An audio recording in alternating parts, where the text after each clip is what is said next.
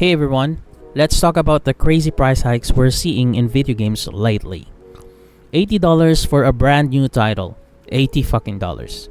Now, if you're a big gamer with some disposable income, maybe that doesn't seem like a big deal.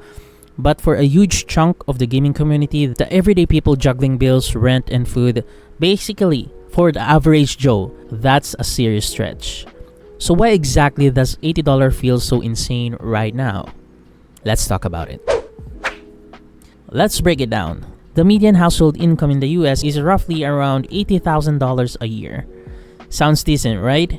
But here's the catch. That's gross income before taxes, bills, rent, healthcare, groceries, transportation, everything basically, you name it.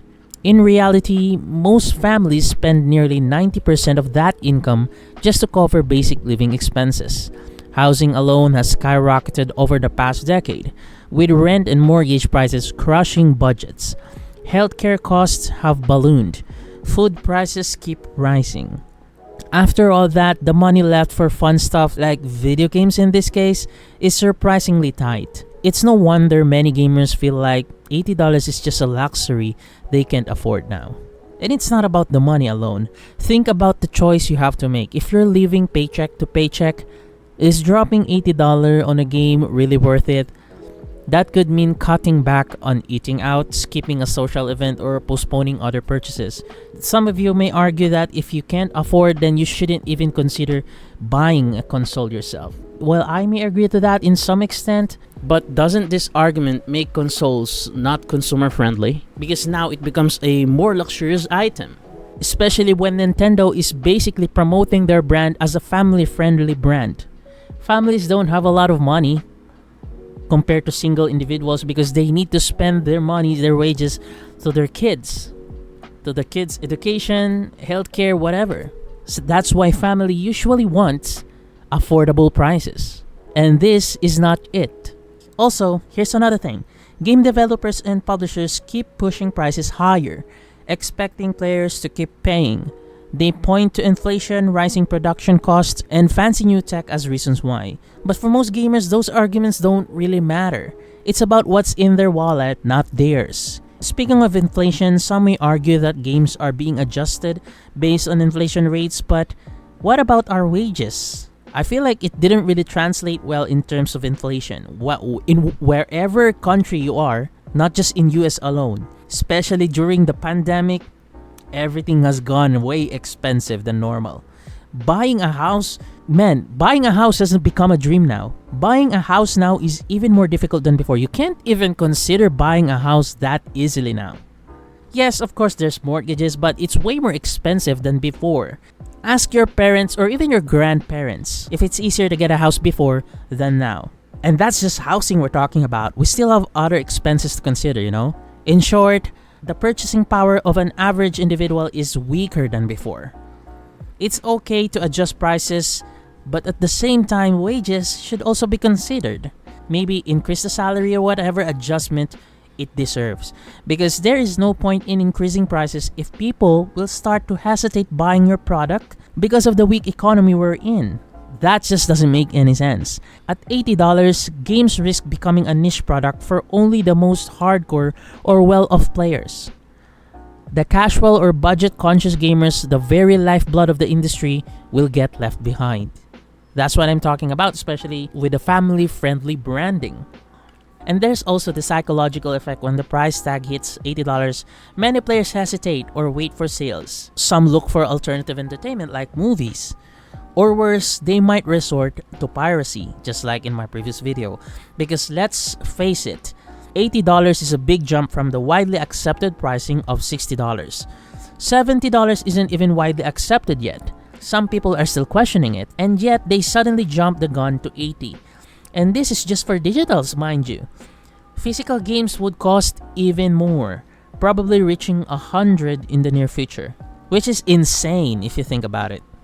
You buy games to be free from the world's problems, to forget all your problems, and with $80 price tag, buying games itself will now become a problem. Unfortunately, Nintendo already started this trend. They just announced Mario Kart World for $80, which doesn't feel like an $80 game to me if you'd ask me. Nintendo pricing Mario Kart at $80 is just their marketing strategy to sell the Switch 2 Mario Kart bundle, which is priced I think for about $500 if I'm not mistaken, which means Mario Kart will be at $50 only if you purchase that specific bundle. Sounds good, right? On paper, yes, but that's where these corporates trick you. Here's the thing, no company will ever sell something that will result into a net loss. Meaning, $50 Mario Kart is the secret retail price. They will still earn money even if they sell MK World for $50. That $80 price point is just to entice you to get the bundle.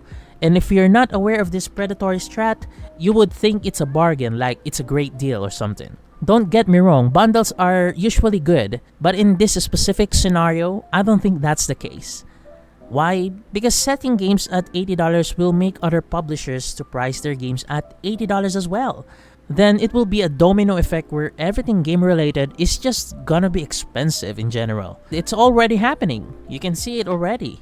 Sony and Microsoft are already on their way to increasing their console prices. And even Borderlands 4 is gonna be $80 at the very least. Even its CEO is clowning on us saying, if you're a real fan, you'll make it happen. I was like, what the fuck was even that for? Also, great games being released by indies are still priced at about $50 to $60. My favorite example that I always mention is Expedition 33. And even Bethesda's Oblivion Remastered was released for $50. And for Mario Kart to be at $80, which is objectively worse than the two, doesn't make any real sense. Even Lords of the Fallen developer is not a fan of this sudden price hike. Their game was also about $60 if I'm not mistaken, and that's with constant free updates. They also listen to their people's criticism, which allows them to make their game better with the recent updates they implemented. Even the developer was asked whether they plan to follow the price hike trend, in which he answered, "No plans to raise retail prices. Not now. Not for future games. We're here to grow the audience, not shut people out." Isn't that based as fuck? If that's not based, I don't know what is. So yeah, these are some of the reasons. Again, just some of the reasons why $80 games don't make any sense. Game companies need to rethink their pricing models. Maybe that means more tiered options, or in my opinion, they should just scale down. Scaling down to reduce the overall cost in developing games. I mean, Expedition 33 was made by 30 plus people, and it's a great success. If they can do it, I don't see any reason for any AAA company not being able to do it. There's tons of way to reduce the price, or at least bring it back to 60 or 70. Because at the end of the day, if gamers can't afford to buy your game, it doesn't matter how flashy it is. It doesn't matter if it's the greatest game of all time, made by the greatest developers, it won't sell well. At least that's what I like to think. But looking at Switch 2 pre-orders getting sold out, expensive pricing might become the norm. Luckily, it's not the end of everything. You can still vote with your wallet with the upcoming games. Buying $80 games means you support it, and not buying means you don't. Simple as that. Now the question is, will you support an $80 game as the new norm or not? The question has been laid out. Now is your time to answer.